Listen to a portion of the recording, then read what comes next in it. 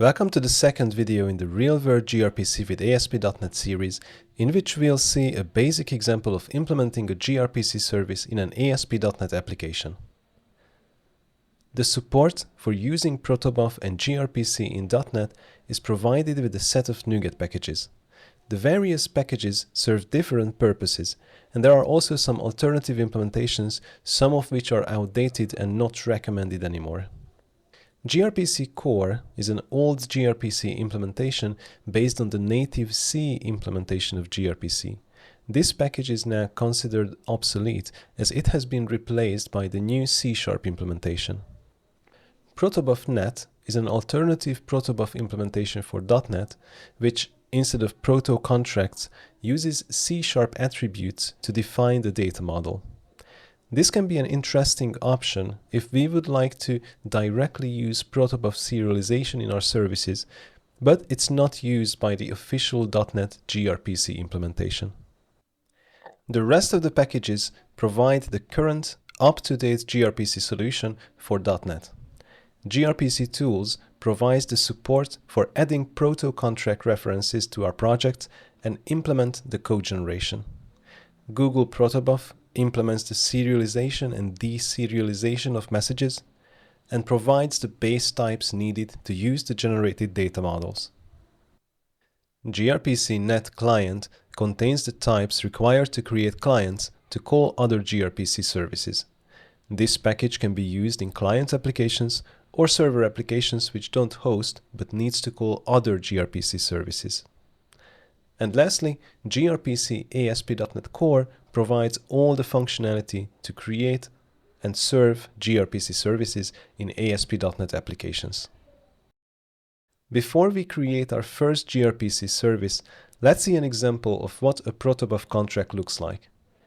Data types in Protobuf are called messages, where each field can have a built-in primitive type, or it can be another message type.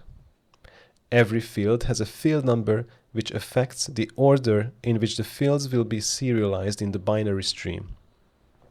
Due to this, changing the field number is a breaking change, and previously used field numbers should not be repurposed or reused for new fields. Most widely used programming languages have tooling to generate data models based on the proto-contracts and have libraries to execute the serialization and the deserialization. This example shows how a person object can be written to a byte array in C# and deserialized again into an object.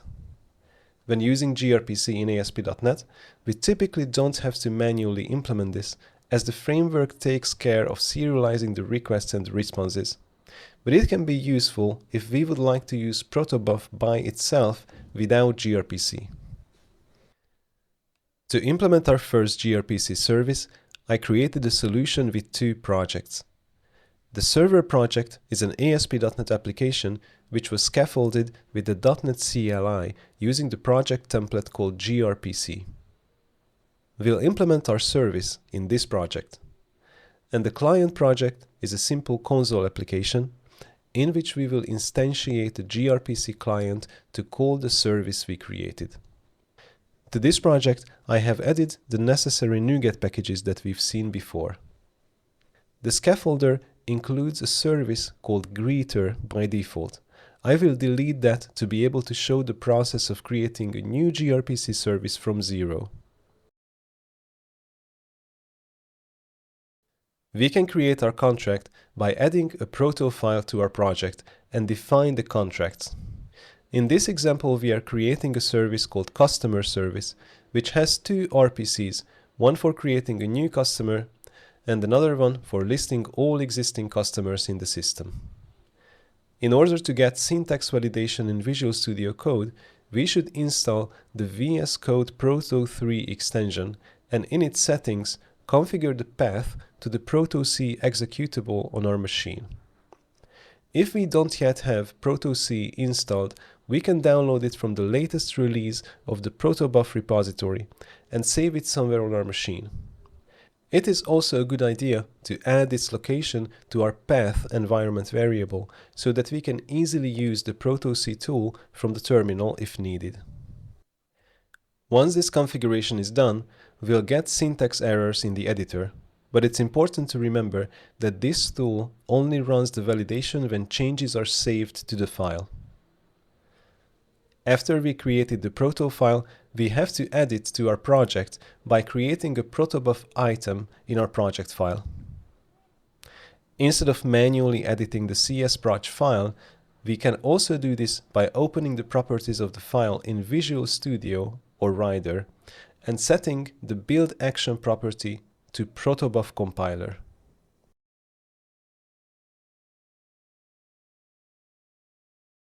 Once we have the Protobuf item in our project and we have the gRPC tools package installed, which here we are getting transitively via grpc.asp.NET Core, the types for the data models and the server stubs will be automatically generated during the build. Now that we have our contract, we can create the service implementation. Our service was called customer service, so we can derive from the customer service base type generated from the contracts by the gRPC tooling. For every RPC, the base type provides a virtual method that we can override to create the actual implementation, where the methods already contain the correct request and response types, so we don't have to specify those manually. In this example, we'll create a dummy implementation of the service where we'll define a simple in-memory list in which we will store the created customers and return them in the list RPC.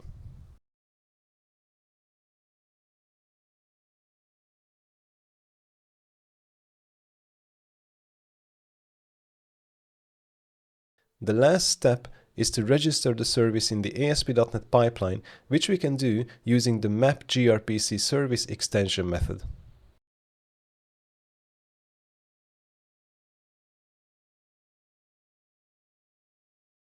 Then we can start our service, which will start listening to accept gRPC requests. Testing a gRPC service is a bit more complicated than testing a REST endpoint. Because gRPC doesn't work with a simple HTTP1 request, we cannot exercise a gRPC endpoint by opening it in the browser or with curl.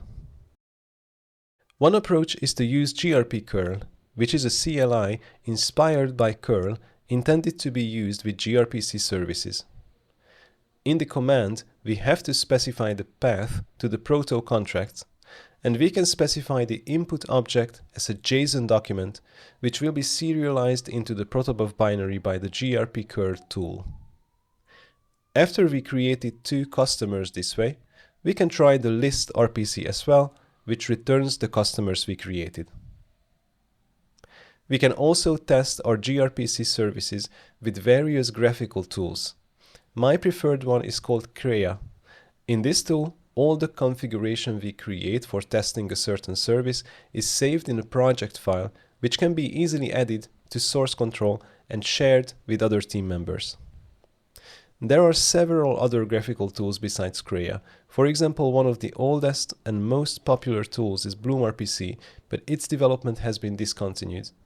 And recently, Postman also introduced support for gRPC.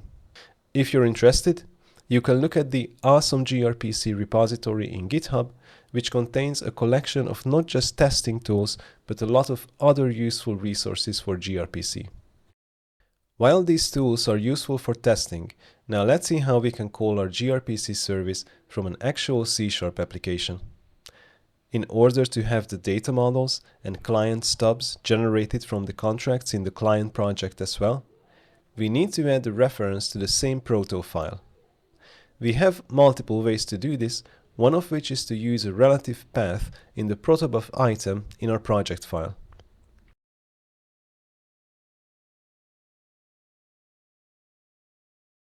Once we do this, we will have access to the generated types and we can finish implementing the client.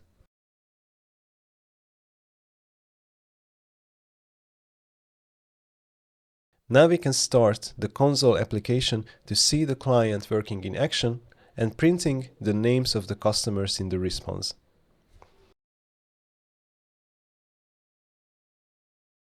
One thing we might notice is that although we have added the Protobuf item to our project file, if we look at the Explorer, the file is not going to show up because it does not physically exist in the folder of the client project. And even in Visual Studio, which doesn't always only show the physical files on the disk, we cannot see this item in the project. This can be addressed by adding an extra link item inside Protobuf in the project file.